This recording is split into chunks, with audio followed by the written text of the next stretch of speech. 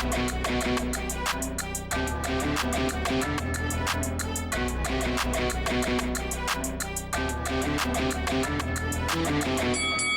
guys, welcome to Boxing Squared for boxing news and views from around the internet. And another heavyweight news and note smash-up video today, and quite jam-packed with news actually. Later on, a few fight announcements and some other interesting news. But first, we'll start with Tyson Fury, who has officially called out Anthony Joshua.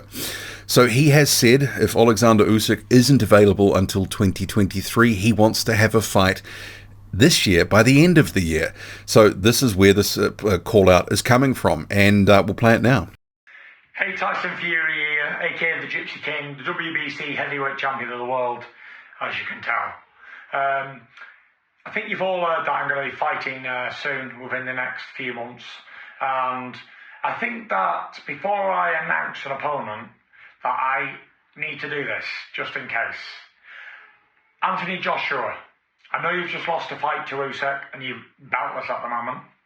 And I'd like to give you an opportunity to fight me for the WBC Heavyweight Championship of the World and the Lineal Championship in the next few months. You're coming off a 12-round fight, so you're match fit, you're ready. I'm giving you a few months' notice. If you're interested, I'll send you the date over and we can rumble. A Battle of Britain for the WBC Heavyweight Championship of the World. Let me know if you're interested. If not, I will select another opponent. Thank you very much, and good night. So whether this actually comes to something is, who really knows? Is this just a media stunt? Does he really want that fight? But I guess the other question is, if Joshua doesn't have the belts now, is there a few less barriers? His negotiating position is maybe a little bit weakened from before. Maybe it's easier to get a deal done now. But it's boxing, we probably won't get it. Someone who is calling out Tyson Fury now that he's looking to fight this year is Agit Kabayel. So Kabayel, the German heavyweight sort of fringe contender who's been woefully sort of underemployed in recent years, just having one fight a year. We'll come to that in a moment. He says, Tyson Fury, you're a great champ and a great personality. You've done a lot for the sport. I respect you to the highest extent and have much respect for all your achievements and you as a person. You and your team know the contracts were signed, our fight was set. I'm sure you've also been in the situation wanting to get a chance fighting the biggest names. I was already mentally prepared for our fight. My current record is 22-0. I've not been defeated yet, just like you. So let's do this. Let's make it a big event. I'm ready and prepared to deliver. Give me the chance, take the fight, and let's produce a great fight for the boxing world. Agit Kabayel. Unfortunately for Kabayel, because of the way that he's moving, fans are just not really aware of who he is. I mean, broader than hardcore boxing fans. I think hardcore boxing fans, especially heavyweight boxing fans, are just really disappointed in what Kabayel's been doing, which is not much. He's been fighting once a year, and the level of opposition has been going down.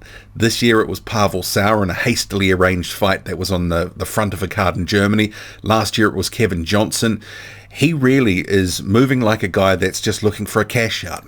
And in terms of what he was referencing there about contracts being signed, a couple of years ago, Fury was looking for a December fight in the UK. Kabayel was the name being bandied around, and clearly it was pretty far down the road, but ultimately one of the things that stopped it was the broadcasters weren't interested in paying Tyson Fury mega bucks for a fight that probably a lot of people weren't really that interested in. And because Kabayel has been moving like a guy who just hasn't been interested in boxing and is clearly looking and fishing for a payday, he hasn't done anything to help himself and help his profile. Fighting Pavel Sauer does not prepare you for fighting Tyson Fury in any sense, not just the fighting sense, but profile everything. So Kabayel has got himself to blame that he's not on the cusp of bigger fights. And if he wants to be in some meaningful fights, well, fight some meaningful opposition to get yourself where you need to go. Don't be a numpty and just have these ridiculous once-a-year fights against guys that are not contenders or anything approaching it. It's garbage. And just staying with Tyson Fury, so recent days taunting Oleksandr Usyk with this whole middleweight thing, and I had been wondering about this as well. It's like, well, if Tyson Fury ever does face Usyk, he wants credit for beating him, right? But he's launching this campaign saying that he's no good and he's a middleweight, but I'm sure he'll be demanding credit if he beat him. But this one here was particularly funny with this graphic, "Where are you taking me?" and Fury with this graphic, "To school, you middleweight." Also having called Usyk's manager Agit Kabayel a tit, and this was after some comments that Kabayel had made on a Michael Benson post. And in terms of facing Usyk, he says, "Me and Sugar Hill Stewart both are convinced that if this goes 6 rounds, that's a shit performance. I'll cut him down inside 6 for sure, and Sugar reckons I'll cut him down inside 4. We've actually got a bet on it." Deontay Wilder, meanwhile, of Tyson Fury, he's saying that if Tyson Fury is really demanding $500 million to fight Oleksandr Usyk, he says, if he overprices himself, they know where to find me. $500 million is definitely pricing himself out. I'm here. Deontay Wilder's back. I'm here for all the smoke. To which Tyson Fury responded on social media, not to let that one go. He says, if you know your worth, go get it. Joseph Parker has delivered a message for Joyce ahead of their upcoming fight on September the 24th. Joe, how are you? How's life? How's the family? Hope you're doing well and hope you're training hard for the fight. And how's the injury? Hope it's recovered and you're getting better. And don't worry about the sparring. Listen, sparring is sparring, but you'll be okay on the night. You'll do well. Trust yourself.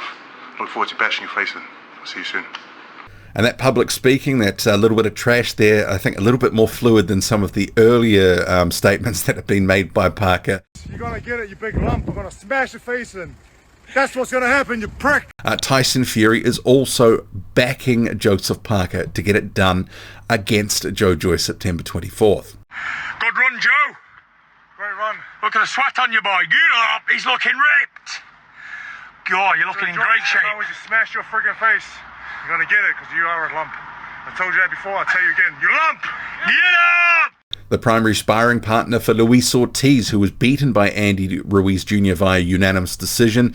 Timothy Moten says, Luis King Kong Ortiz, my brother, it was an honor to help you prepare for combat. We didn't get the W, but the hard work and dedication didn't go unnoticed. A real life warrior. It still and always will be gorillas only. Congratulations to Andy Destroyer. And Charles Martin, so he actually got a win on that card as well. It was a fight that was added late in the piece to the untelevised portion of the card, so I haven't seen it, but he did get a TKO for victory over Devin Vargas, and that was kind of expected.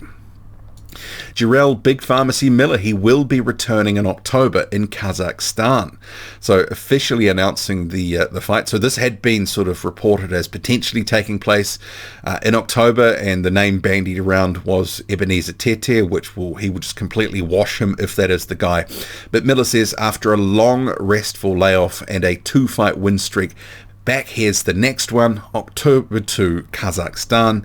Big drama show. Breaking someone's ribs in this one. So if it is Ebenezer Tete, actually you might have the potential to do that because Tete is garbage. The Russian Sergey Kuzmin has been announced at 3 weeks' notice to be having a fight in Russia versus the South African Tian Fick. So we'll just get to some of the translated comments. So this is going to be September the 24th in St. Petersburg. It'll be held at the Cyber Arena. Opponent Tian Fick. It'll be on Match TV as well, if you can catch that one. Vladimir Katsuk has been sparring with Robert Helenius as Helenius prepares for his October 15th fight versus Deontay Wilder. And Katsuk, a very popular sparring partner in recent years. He sparred with the likes of Oleksandr Usyk, for example. Actually, reasonably about the same height as Helenius/Wilder, so decent sparring. Simon Kean fight week, he's facing Newfel Ouatah in Canada. That will be via punchinggrace.com to catch the broadcast. And also rounding up this heavyweight news and notes mashup video, so the upcoming fight, Lerena and Mariusz Wach, is sold out. Lerena, former cruiserweight, who's fought Bogdan Dino at heavyweight so far, facing probably his toughest and most durable opponent to date, Mariusz Wach. So we'll see how that one goes. What do you make of it all? Drop a comment loud and often. Hit like, hit subscribe, follow me on Twitter. Boxing_squared. I'm out.